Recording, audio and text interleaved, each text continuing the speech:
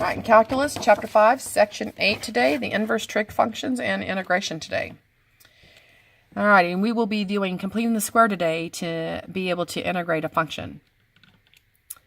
All right, so if we have the derivative of the arcsine of x, we had already done this and we had done the proofs of both of these. So if you were to integrate, meaning going backwards, you can see how these three are going to apply. So we're going to be using these three today. These three are also on your pink sheet. These do not need to be memorized. You will be given these formulas on your final exam.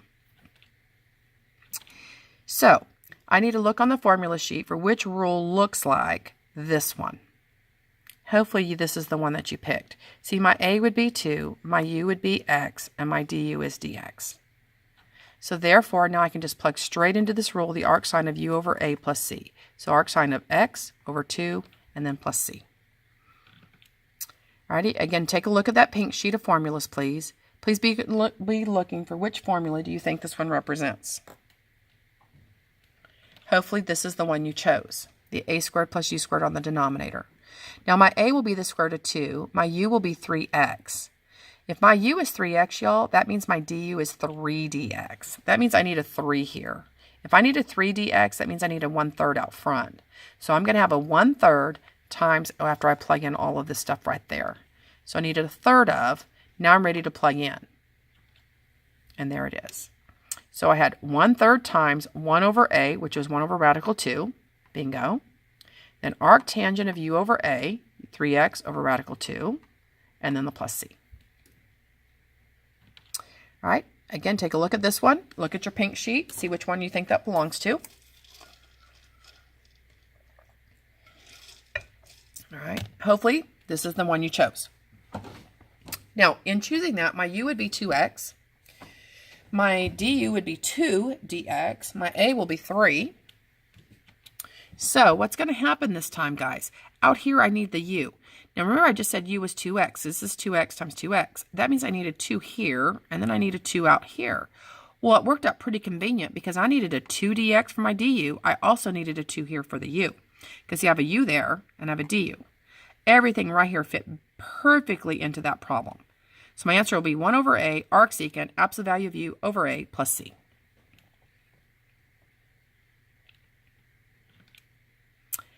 All right, I have to figure out what my a and u are. Take a look at the pink sheet. Which rules should you use? And this one's kind of difficult. All right, a is 1. That's like the easy part.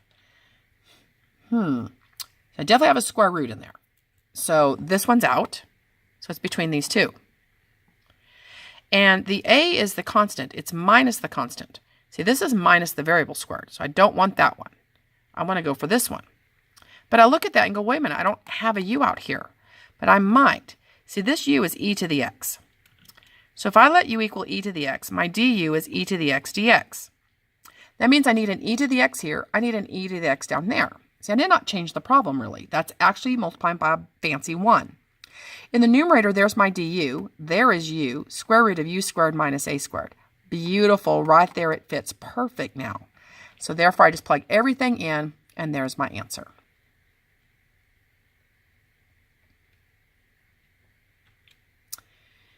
This is where it gets a little bit tougher now. So we got the integral of the x plus 2 over the square root of 4 minus x squared. I'm going to have to separate these. All those rules that we had a minute ago on the pink sheet, we didn't have a binomial on the top. So we have to do something different. So if I separate the x over that denominator, the 2 over the denominator. See, in this situation, this is going to be a pink sheet formula. My a is 4, my u is x, and I can take care of it from there. This one, I'm going to have to do a u substitution for 4 minus x squared. Its du would be negative 2x dx. So again, for this problem in blue, my u is 4 minus x squared. So my du is negative 2x dx. For this other problem in green, my a is 2, my u is x, my du would be dx. So in rewriting it, this problem needed a negative 2 here, so I have to do the negative half out front for the blue. In the green one, I just factored out that coefficient of 2 right there. So over to here, this is still my coefficient negative 1/2. Negative 2x dx is the du. This is the square root of u to the negative 1/2 when you bring it up. So when you integrate that, that one right there will become u to the positive 1/2 divided by 1/2. Don't forget about that coefficient. For this one, I'm going to have 2 times. And I'm going to plug into this rule, be the arc sine of u, so that's x, over a, which is 2, and then a plus c. That one's like the super easy one. This is the one that was a little more complicated. All right, so then this is like times in my 2 when you divide by 1/2. So those 2's reduce. I get negative square root of u. Now remember, this u is from the blue formula. And that's the final answer for that question.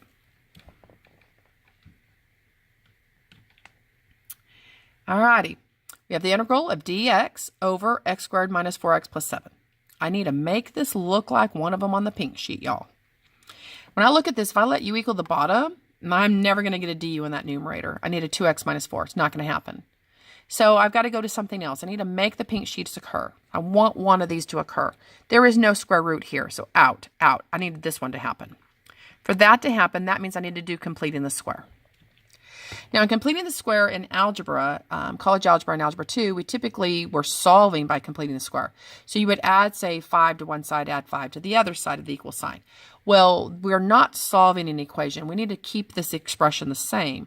So whatever I add here, I will need to subtract it to keep this as an equivalent expression. To complete your square, you take half of that, square it. That would add 4 and subtract 4. So when I factor that, that's x, the quantity of x minus 2 squared, and then I have plus 3. This right here is going to replace that denominator. See, now my u is x minus 2. My a is going to be the square root of 3. My du will be just dx, and I'm ready to plug into the rule. So my answer is going to be 1 over a, 1 over radical 3, arctangent of the u over a, and then the plus c.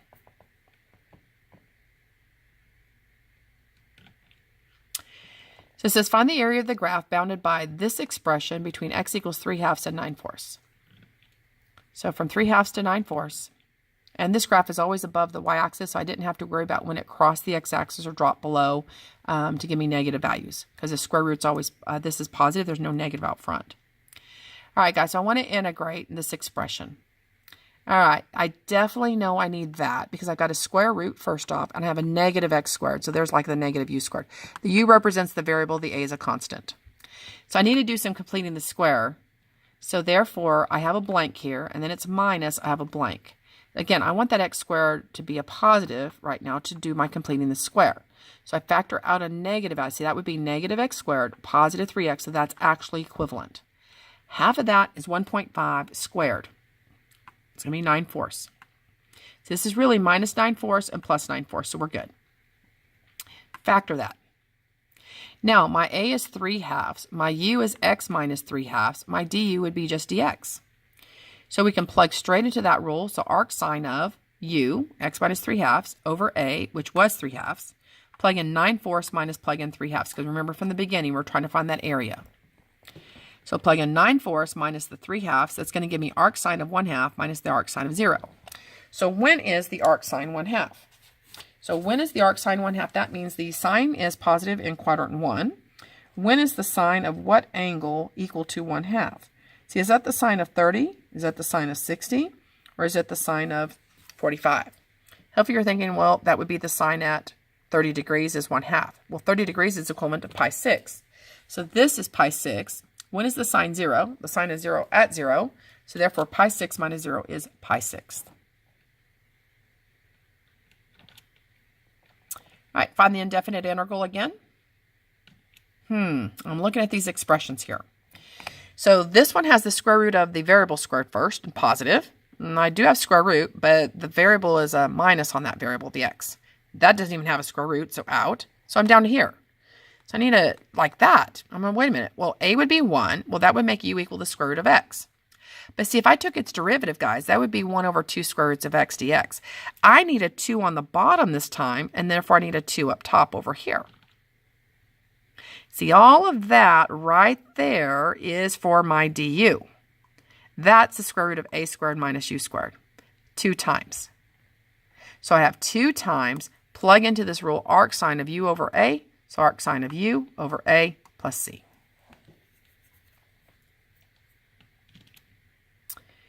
All right. So I'm kind of trying to look here. Hopefully you're thinking the first one.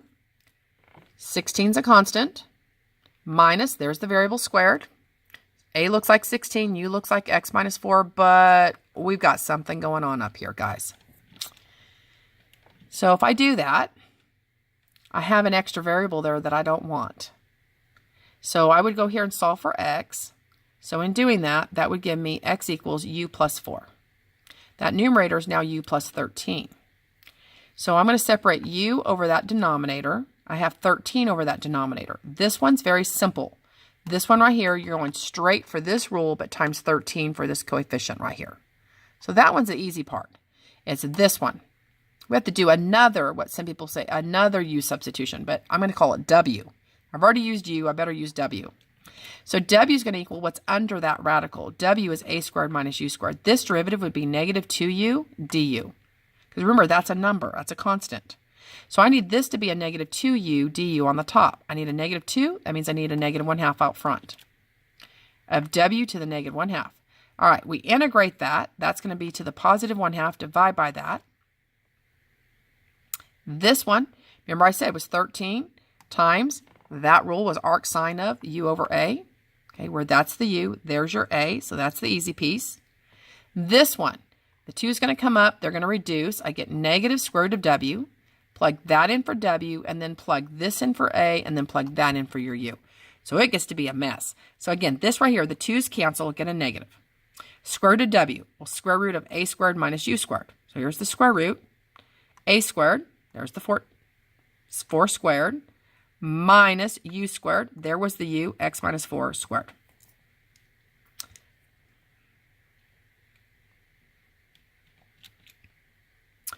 All right, so find the indefinite integral again.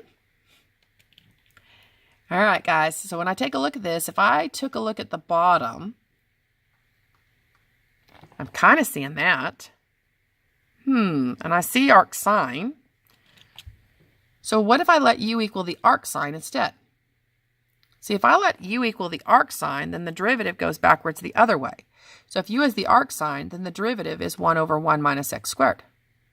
Oh, see, there's my du right there, and that's my u. So if I integrate that, I get u to the 2 over 2 plus c. So now I'll plug back in for my u, which was the arc sine, and there we have it.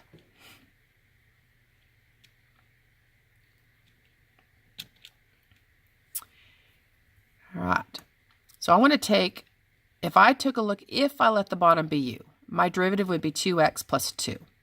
Can I get that out of the top? No. I could if it was an 8x plus 8. Then I actually could. But because it has that 8x minus 8, I cannot. So I am leaning towards this middle one here. But I do want to separate the problem. So I'm going to have half of 2 is 1. Squared is 1. So add 1 and subtract 1. So that's how that factors. X plus 1 to the squared plus 1. There's u. A is 1. Du is dx. But guys, see, I have this x right there, don't I? So I had to solve that for x, which was u minus 1. So there's the 8 times u minus 1. Then I still have the minus 8. Distribute, add like terms up there. And separate it. So I have 8u over that bottom. Negative 16 over this bottom. This one is ready to integrate, y'all. That one right there is this middle piece. But this one is not. So we have another w substitution. Let w equal what's on the bottom. Its derivative would be 2u du. I have 8u du.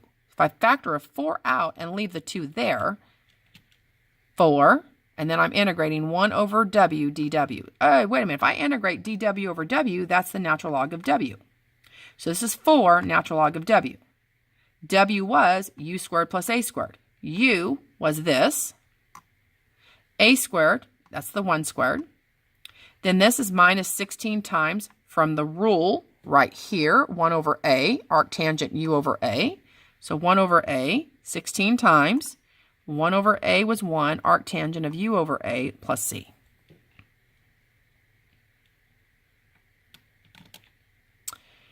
Again, find the indefinite integral.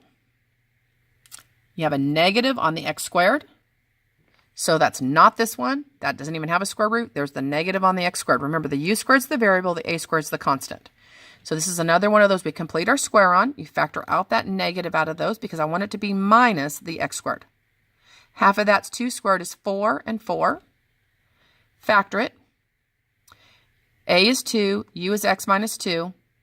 But again, once I do my substituting, I have that extra x there, guys. X is u plus 2, so I had to put a u plus 2 there. Distribute and add like terms. So that was 2u. This is 4 minus 3, so that's 1. This one is ready to go right there from that rule. This side is not. So from this side, we're going to let w equal what's under the radical sign. Its derivative would be negative 2u du. I just need a negative there and the negative out front. And then integrate that. When you integrate that, that would become w to the positive 1/2 divided by 1/2. So times 2. And then that negative coefficient. All right, we're ready to sub in. This says the square root of w. So the square root of all of that, a squared minus u squared, and then plug in for a and u, and you would have your final answer.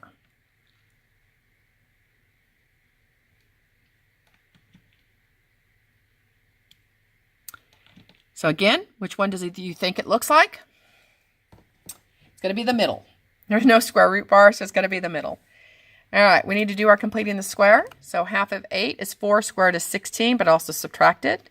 And then write that factored. Now, guys, if I let u equal x squared plus 4, then my a is 1. Its derivative is 2x dx. Oh, that needs a 2, and that needs a half out front. That was nice, because now I can jump straight to this rule. So I have 1/2 as the coefficient times the 1 over a times the arctangent of u over a plus c.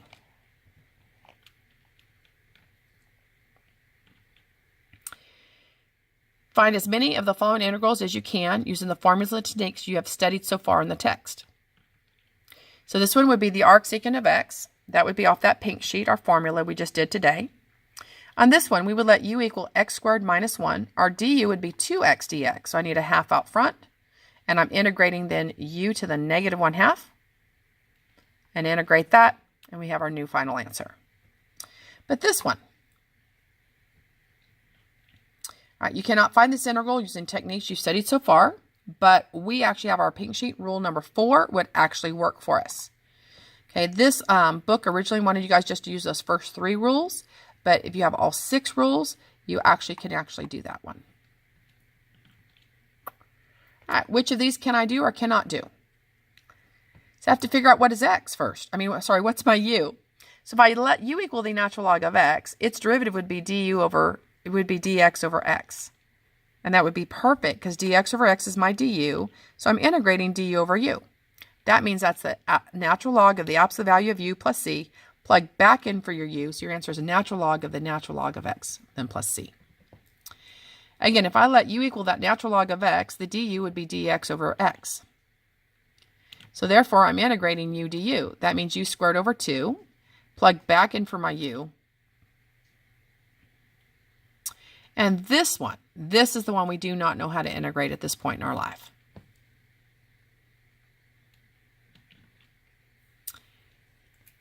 So when you're looking at your rules, this to me, that's the a, right? The a is the positive. The u part is the negative.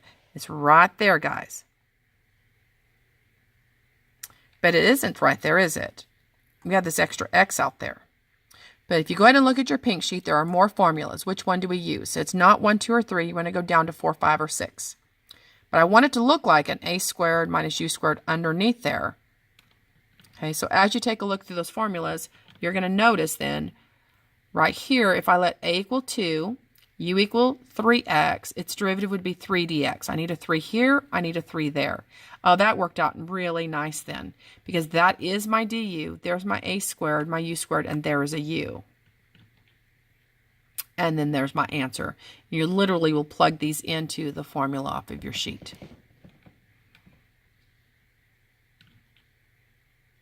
So if I have the integral of dx over 5 minus 4x squared, so a is the square root of 5, my u is the 2x, the du would be 2 dx. Again, it's not one of those rules. So you're going to go down to rules 4, 5, or 6, please. And again, we just said a was the square root of 5, u is the 2x, the du would be 2 dx. I need a 2, so I need a half out front. All of that's the du. There's the a, there's your u, plug straight into your rule. It's just a little bit messy.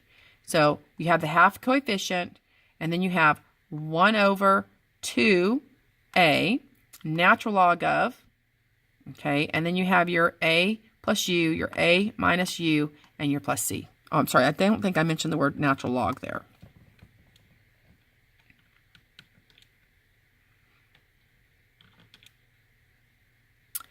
And that's all of our integration rules at this point. That's the end of 5.8 notes.